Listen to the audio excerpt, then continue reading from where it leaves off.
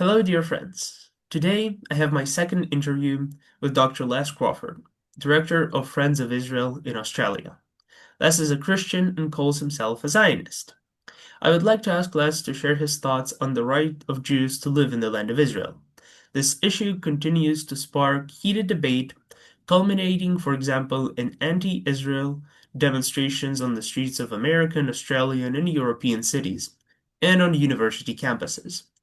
However, we will start our conversation with a tragic event, the terrorist attack that occurred late last year on the Jewish holiday of Hanukkah in Sydney. First of all, dear Les, thank you so much for agreeing for a second interview. You're welcome. Well, my pleasure. Thank you so much. I remember my parents, when I was a child, talking about their Jewish friends who immigrated from Belarus to Australia. And they said Australia is a promised land, prosperous, without wars or terrorist attacks, where people, including Jews, live happily. Recently, there was a terrorist attack on Bondi Beach in Sydney during the Jewish Festival of Lights and Miracle, Hanukkah, which killed 15 people. Friends of my family were from the Jewish community, whose rabbi and members were killed or wounded in the attack. What happened? Is Australia no longer a country where Jews can feel safe? I think the reality is it isn't. Sadly, it's been a huge shift. The sentiment of this attack was foreshadowed really by the response to the Hamas terrorist attack in Israel back in October the 7th, 2023. There were immediately a lot of anti-Israel and pro-Palestinian demonstrations. Then suddenly there were some physical assaults on Jewish organizations, some of their particular locations, a childcare center, a synagogue. And it is the culmination, I think, of that kind of unrestrained public outcry against Israel, which ended up being against Jews. I mean, you might say I'm against Israel, but the reality is the attacks in Australia were against Jews. And so that tragic event, uh, the failed responses of our government to really decisively deal with the pro-Palestinian public protests, and that, I think, lack of decisive government action allowed the rise of anti-Semitism. It went unchecked, and then suddenly, in a sense, surprisingly and tragically, the Bondi terrorist attack which was an Islamically motivated attack, two extremists who took up weapons, firing on a gathering for Hanukkah on that Sunday evening at a very popular spot with a very large Jewish community in Bondi Beach. And so I think the reality and the flow previously to that and then that event has just accelerated the anxiety, the fear, the worry amongst the Jewish community. And I have reasonable contact with the Jewish community here in Adelaide, and I know of Jewish community contact in other states. And certainly there's many who, uh, even a former politician who was our treasurer with our Liberal government, he was interviewed post the Bondi situation, and he said, "I can't be silent anymore. When my children have to hide their Jewish identity, when they have to have armed guards at their schools, when people don't feel safe as Jewish people in the community because they don't know what reaction they're going to get, whether it's a verbal reaction or a physical reaction or something worse." So to me, it's a great shame for our country because our country has been traditionally a very open and welcoming, and we boast our multiculturalism, but the reality is some cultures don't fit together.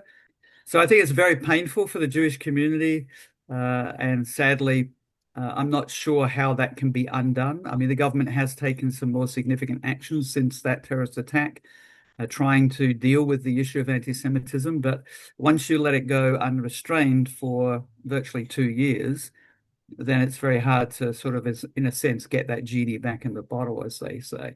So yeah, very, very tragic, very sad, very disappointing. We hope for better days, just like you do in Israel. Hope for better days, but it's certainly going to be difficult to undo what has happened. Definitely.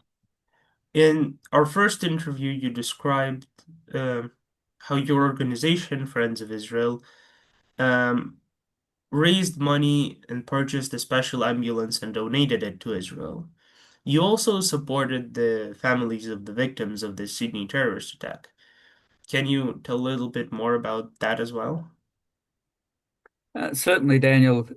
We established a fund specifically to raise donation income for the victims of the Bondi terrorist attack. It wasn't a huge fund. We raised between 15 and $20,000, and we distributed those funds to particular families who were part of the Bondi Jewish community, as well as gave into their general fund. They had different ways in which you could support them in the local context of Sydney. I happened to be in Sydney the week of Hanukkah. So I was there for a special Christian Jewish gathering on Thursday evening of the Hanukkah week. So that was already pre-prepared before anything happened on that Sunday afternoon, evening. And that was a very special event. It was really well done, and it was, I think, quite good for the timing of what had happened previously a few days. But it did give Elizabeth, my wife, and I an opportunity to go to the Bondi Memorial, which had been set up as a response to what happened. I was able to lay flowers and a card on behalf of our organization and express again our solidarity with the Jewish community. And there were thousands and thousands of memorial items there, and they've been preserved in a location in Sydney. They've obviously dismantled that memorial now, but it kind of was sobering to actually be in the same location on a bright, sunny, very hot day. You know, you're talking about 36 degrees Celsius. It was warm, and see all of the kind of the relaxed tourism down at the beach and in the cafes. And we had iced coffee ourselves down at the cafe. But then you see what would have been a chaotic, devastating, tragic scene just a few days earlier. And the bridge from which they had advantage to shoot the civilian population, they're worried. Well, they're not worried. They're concerned about what they can do about that bridge. Do they demolish it? Do they, what do you do about an event like this? How do you deal with it? So it was for me very sobering. It sort of brought home the necessity and the urgency of supporting the Jewish community. So it was something small that we could do through our donor participation, but hopefully it was meaningful.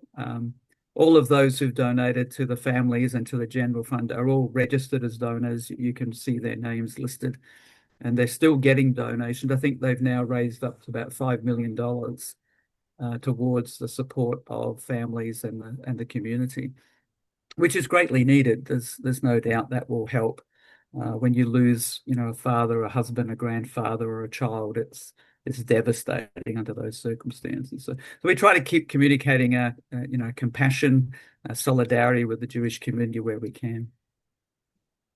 Well, thank you so much for all the work that you're doing. And you mentioned previously about how there is a very undistinctive line between being anti-Israel and being anti-Semitic.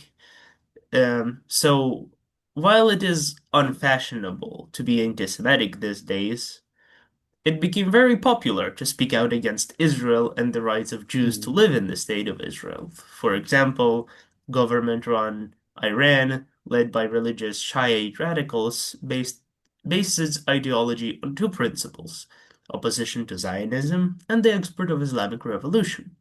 The Iranian regime views and presents Israel as a Satan and denies Mm. its right to exist. Confrontation with Israel is described as a religious duty for Muslims.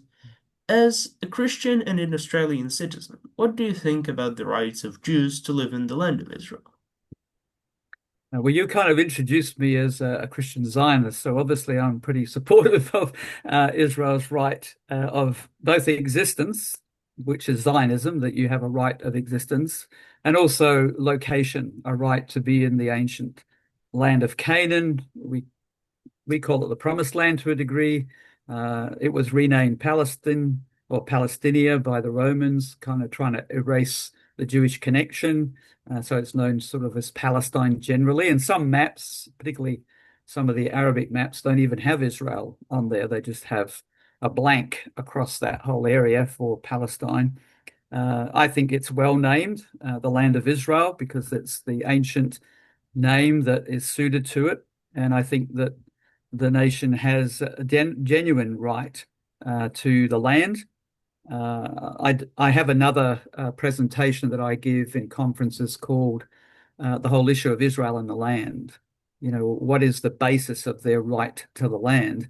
And there's a lot of them. I think there's a very strong biblical basis going back to the covenants with Abraham and Isaac and Jacob, and then the other covenant with David, and even the new covenant uh, in the Tanakh. So, uh, as a Christian, that fuels and gives a foundation for my response to Israel's right of existence. But in terms of the Jewish people have survived. I mean, the ancient Jewish people are the modern Jewish people today. The ethnicity continues, and even though there's mixtures, as there are for most ethnicities, still being Jewish is very clearly Jewish. And obviously, the enemies of Israel and the enemies of the Jewish people know that they're Jewish, because the only reason that they seek to destroy them, seek to kill them, is because of their ethnicity. That's who they are. So they're not welcomed in that sense. So whether it comes to historical reality and the continuous presence of the Jewish people in the land in smaller or larger numbers, whether it comes to legal ownership, where land has been purchased legitimately and appropriately, but often at prices which were exorbitant, considering the quality of the land that they bought, and then what they've done with it, of course, and transforming it. There are many good reasons why we should support Israel's right of existence, first of all, and then the right of their presence in the land of Israel as not colonial usurpers of the land, but actually ancient owners of the land. And I think the whole idea of being a colonizing entity is a really nefarious way of looking at Israel, looking at the Jewish people. It's to me scurrilous, and it smacks of anti-Semitism. And I make a comment about that. You know, anti-Zionism, if it was only ever anti-Zionism and it just was concerned about the existence of Israel as a nation, then why are we having attacks on Jewish people here in Australia, thousands and thousands of kilometers far removed geographically from the Middle East, if it's all about the existence of Israel and Israel's activities and policies and so on? It doesn't register correctly. It's not really got that flavor of truth about it.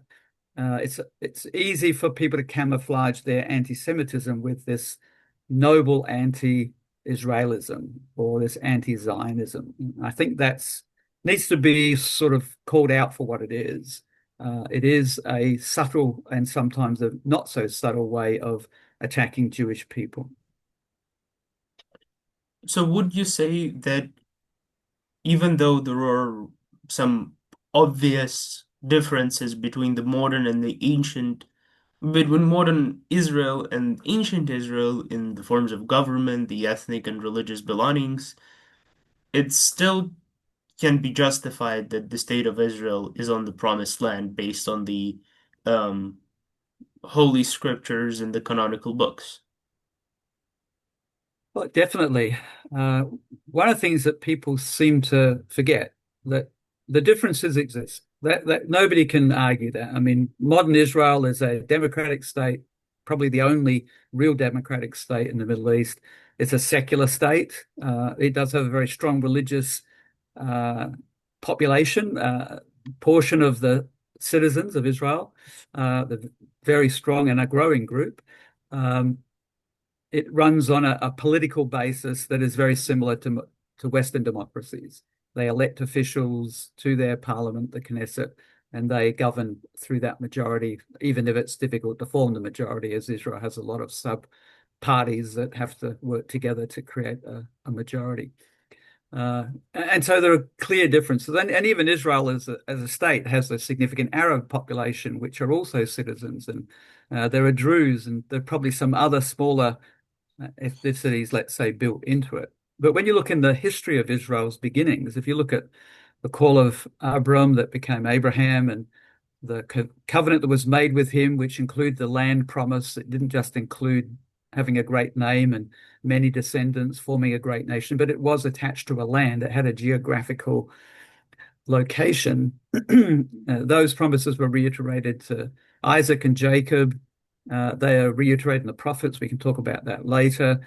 And so when you look at the whole foundation of Israel's biblical reason for existence, and they're all unconditional too. But then you have a look at, well, what was the basis? What was being promised? Was it a political structure being promised? Was it a particular version of our human social conduct that's being? No, it was an ethnicity. It was to the descendants of Abraham, Isaac, and Jacob, and very specifically because Abraham had more than one son, but only Isaac was the son of promise, and likewise Isaac had more than one son, but only Jacob was the one who was chosen, in preference to Esau, who was technically the firstborn. So God had a particular lineage he had in mind, and that ethnicity is the reason why those promises were fulfilled. It's because I gave those promises to a particular ethnicity. So when we trace the ethnicity, we can ask the question, well, what is Israel in the modern sense? Israel as a nation started as a theocracy.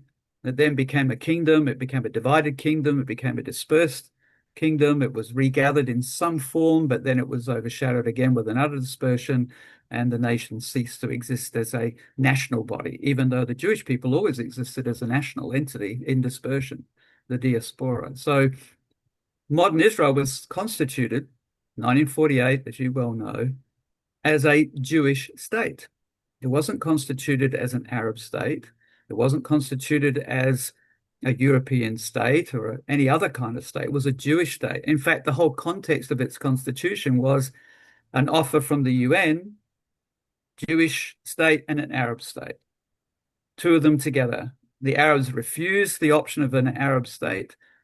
The Jewish people welcomed the option of an Israeli state or a Jewish state. And so they formed this national entity under very different structures, but primarily a Jewish state. And I also remember the fact that when you think about Israel's past history, it wasn't a purely Jewish state. I mean, there were Gentiles that were built into, particularly some significant individuals. You had the Gibeonites who were added in Joshua's time. So it wasn't just, in sense, the pure blood of the Jewish people. And then there were a lot of issues of even intermarriage, which were prohibited, were not approved by God. So even the ethnic side of things is not purist, but it is clearly the biblical pattern of God's promise. And so I don't see any significant discontinuity between ancient Israel and modern Israel. And as a result, by the way, I think people don't realize how secular ancient Israel was. I mean, if you look back in the history of ancient Israel, the idolatry is perverse and pervasive throughout its history. So they were never living out their identity, let's say, their calling by God in a completely faithful way and an extent. It was a very checkered history, just like my history and probably your history, as young as you are, is a checkered history. We're not perfect human beings. We certainly have issues that we have to resolve. So I think that modern Israel as a secular state doesn't invalidate it as being continuous with ancient Israel. And therefore, I think it's legitimate to apply the biblical teaching from the Tanakh and also, in my case, from the New Testament, that will actually support the right of existence and the right of ownership of the land in the parameters of a modern setting. And I don't think Israel as a nation has been, what you might say, greedy in possessing land. They've actually traded land for peace on a regular occasion, even when military conquest in defensive wars gave them every right to keep those land portions that they gained because of that. Some they've kept because of security, like the Golan Heights. Others, like the Sinai Peninsula, they gave back to Egypt to enable a peace relationship between those two nations. So I think a lot of stuff gets distorted and a lot of stuff gets thrown at Israel, which is not legitimate. You mentioned the um, 1948, May 14th, the modern state of Israel was established. Before that, there was obviously the Holocaust, and many Jews didn't remain in Europe, so they moved to the historical homeland of Eretz Israel. So, is it, can we use the term, or is it better to use the term, the reconstruction of the state of Israel in this context? That there was an Israel before, so we're not really establishing it again, but they're reconstructing it. Yeah, I use the term reconstituted because it kind of says it has an existence. Uh, so when we think of a nation, I think we think of a defined group of populace, trying to defined number of people who exist with some kind of formal leadership structure, but they have a location. We don't think of a nation as a dispersed people throughout the whole world.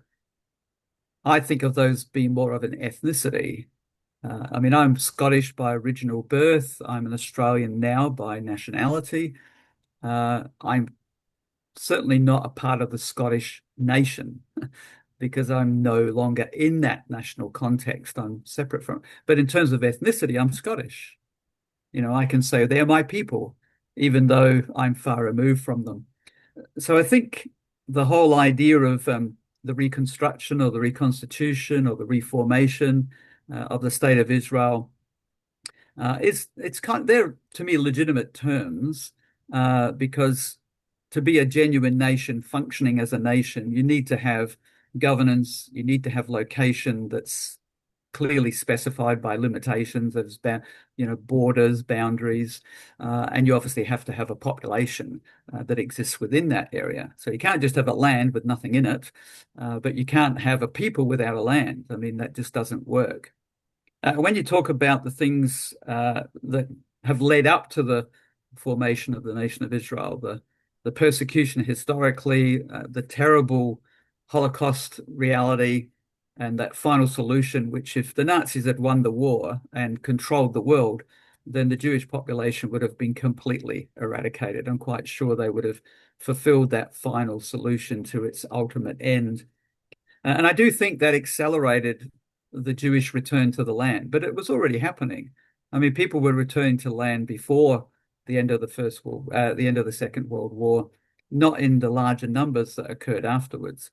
And the reality was that I think the Jewish communities worldwide, especially in Europe, realized that they didn't have the safety that they thought they had whilst being embedded in other cultures or other nations. I mean, I'm sure that the Jewish population in Germany were caught by what happened to them. That they didn't anticipate that there'd be such a shift and such a deadly shift against them within Germany and then within the surrounding nations that Germany was able to take control of. Uh, and so, in one sense, the establishment of Israel was a necessity for the security and the safety of Jewish populations that didn't have that security and safety where they were. So it kind of accelerated, I think, all of that return to the land and that reestablishment of the nation. It's an interesting thing. I've heard someone say it like this: without the Holocaust, there would have been no state of Israel. But with an existing state of Israel, there would not have been a Holocaust because they would have had a place that they were safe and secure and protected. And, you know, the survival of Israel has been pretty much on, we have no other option. You know, if our enemies want to destroy us, then we have to fight for our survival. We have no other option. I think it was one of the prime ministers, might have been Golda Meir, that said, you know, if we laid down our arms, there'd be no Israel. If they laid down their arms, there'd be peace. And I think that's true. You know, Israel without sufficient military defense would certainly be destroyed. And it's a testament, I think, to God's sovereign and miraculous preservation of the people from all the way back in the Old Testament era, all the way through to the modern era, that that this people exists. Yeah, it's amazing because no other people have ever reconstituted their national identity, recovered their ancient language, continued to have a definite ethnic presence. It's not true of anybody else in the world. It's only true of the Jewish people. So I think that it's pretty important that we understand that there is a nation that's been, in a sense, reborn. Can a nation be found in a day? And even the Old Testament says that question, and the answer is yes, it was. One day, the nation was declared, and then it had to survive and under very difficult circumstances. You mentioned many tragedies throughout the centuries, the years, um, that happened to the Jewish people. So, would you say that, especially nowadays, many people find it much easier to express solidarity with dead Jews and talk about the victims of the Holocaust than to understand that Jews are alive and, if necessary, able to defend themselves? Yeah, I think that's a very good perceptive uh, understanding of where things are at today. Uh, People more easily support the past victims of anti-Semitism than the current experiences of Jewish people, especially in the context of Israel, the nation of Israel. As I've said before, I think many use anti-Zionism as a cover for anti-Semitism. And that's really a more recent approach to the issue of the Jew. How do we deal with this issue of the Jew? Uh, and like many Australians, I was surprised by the rapid and intense rise of anti-Semitism after the Hamas massacre of hundreds of civilians in Israel itself on October the 7th, 2023. But it didn't really start as an objective criticism of Israel for actions in response to October 7th. Because in our country, the huge protests that occurred on the steps of the Sydney Opera House was on October the 9th.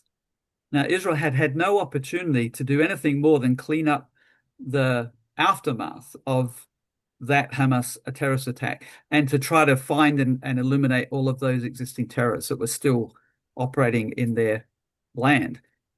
Uh, and the only reason that there was any kind of protest was because our Sydney government, our New South Wales government, projected the colours of the Israeli flag on the Sydney Opera House.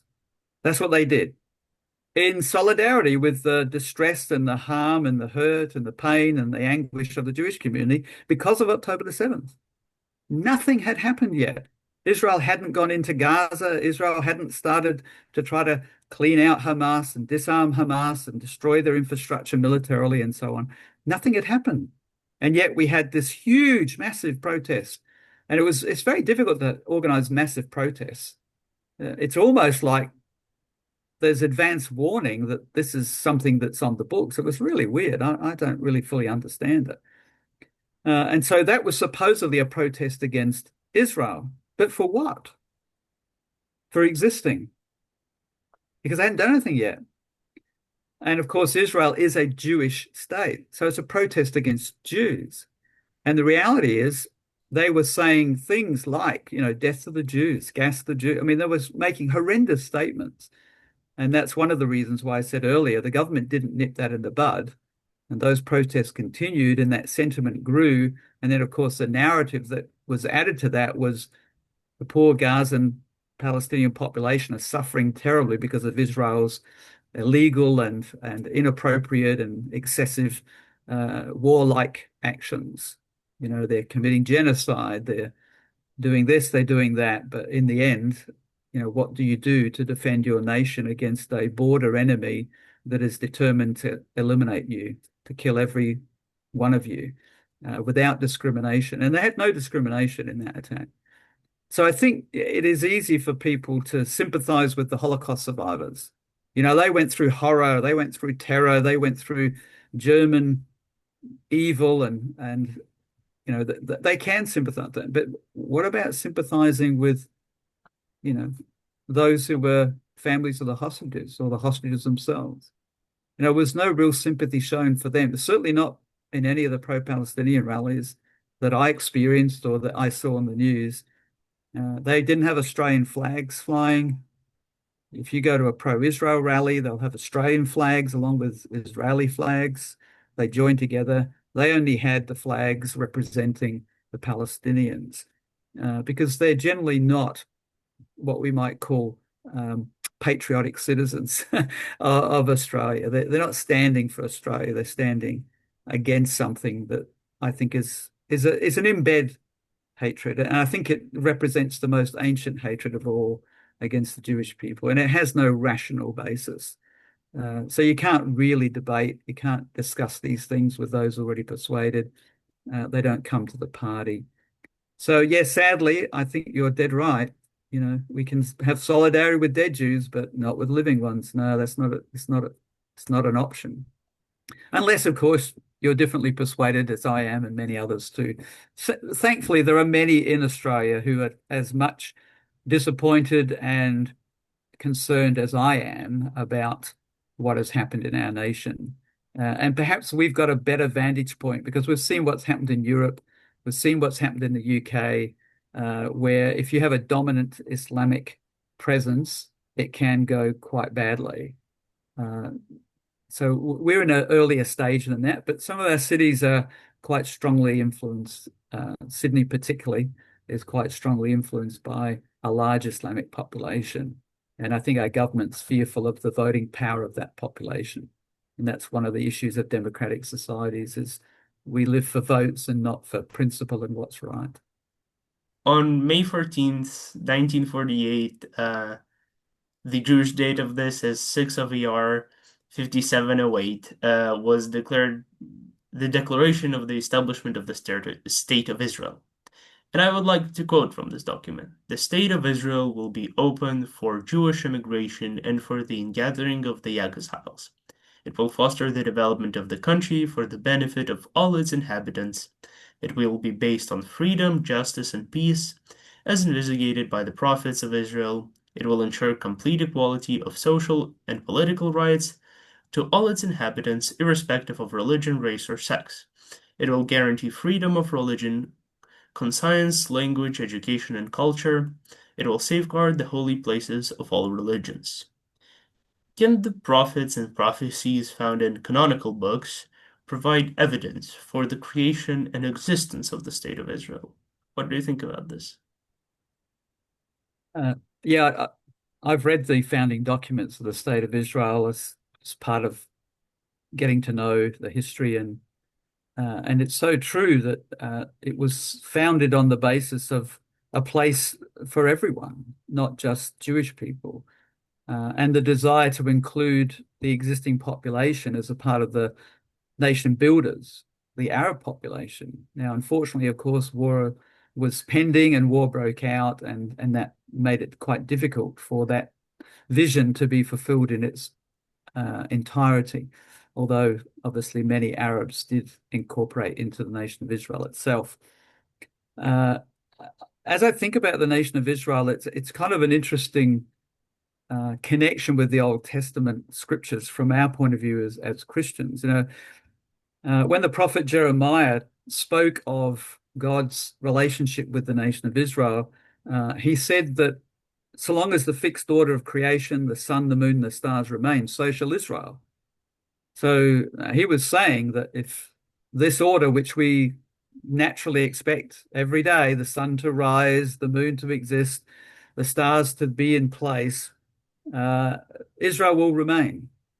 And he also said that if you can measure the heavens and explore the earth's foundations, then Israel would be cast off. So using a positive statement and a negative statement. This is in Jeremiah chapter 31 in the English translation of those passages.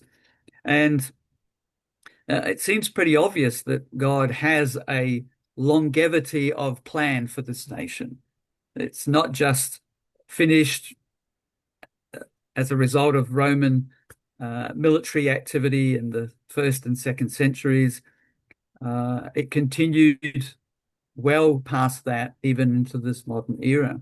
And one of the passages that fascinates me is a passage in Ezekiel, where Ezekiel is basically given as an exilic prophet, someone who is ministering to the exiles, people who have been captured and taken away from their homeland, and they're discouraged. They're feeling like, what hope do we have? I mean, this is the worst of worst situations that we could be in, under a foreign power and not in our homeland, which God had promised if they were disobedient. That was one of the consequences of persistent disobedience, was they would be expelled from the land.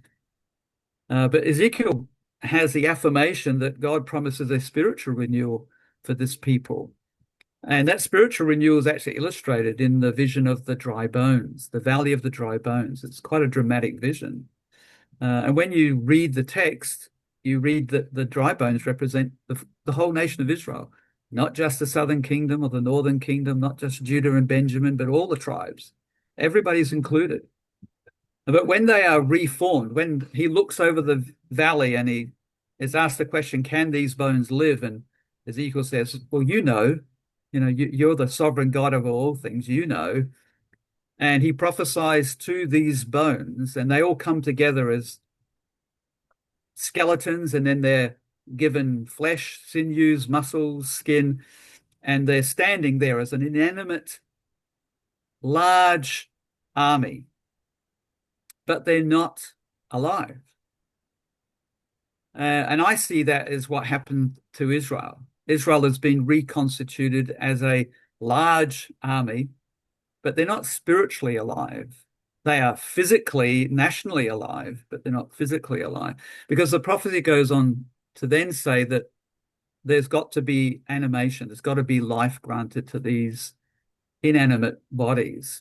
And that life comes with the breath of God, with the Spirit of God.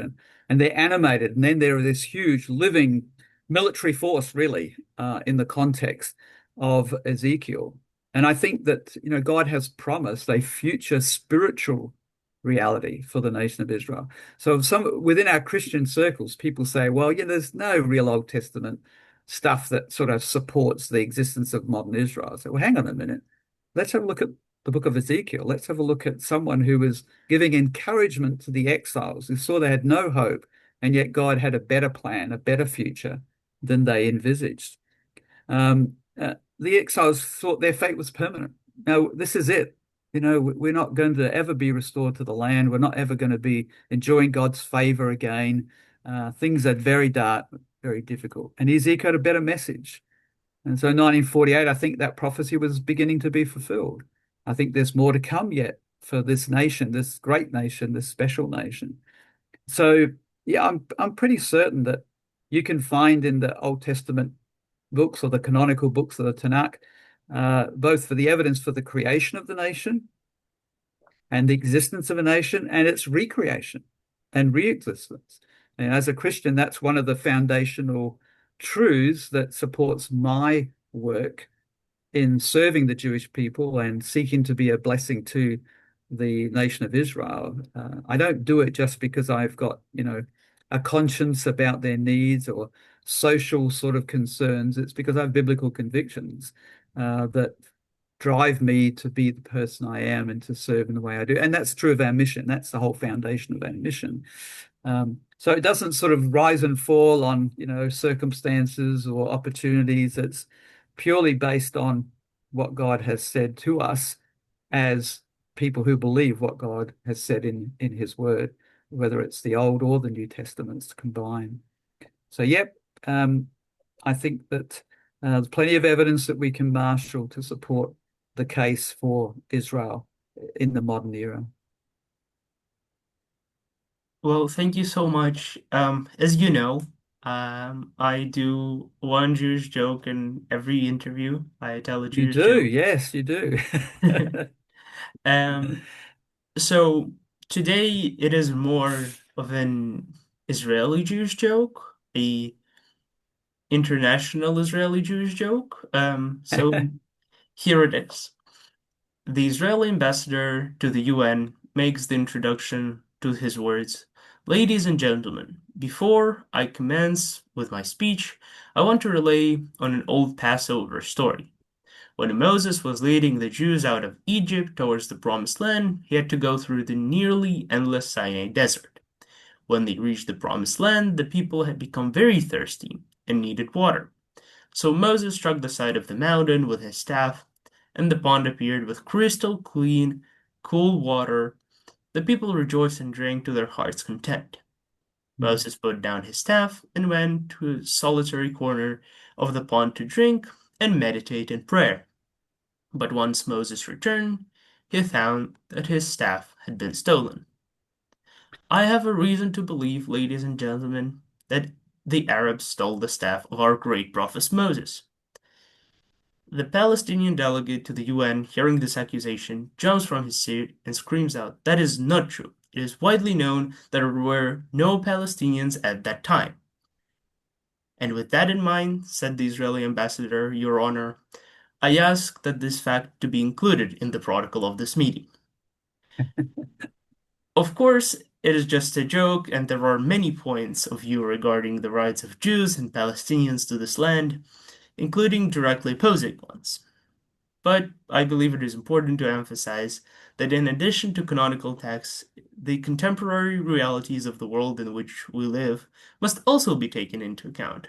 It is important to emphasize that much depends on dialogue and mutual understanding among representatives of all Abrahamic religions, and not only, but Abrahamic religions such as Christians, Muslims, and Jews, for peace in the Promised Land.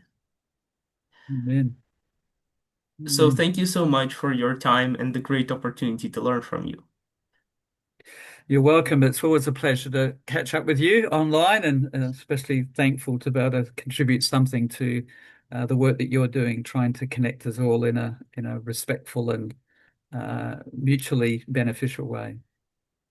Thank you so much, as we say in Israel, Toda Rabbah in Hebrew. Tada rabba, yes. To our viewers, dear friends, thank you for watching my channel. Please react to the podcast, like, repost. All reactions are very welcome and are very important to me. See you soon on the podcast, Keeping the Faith.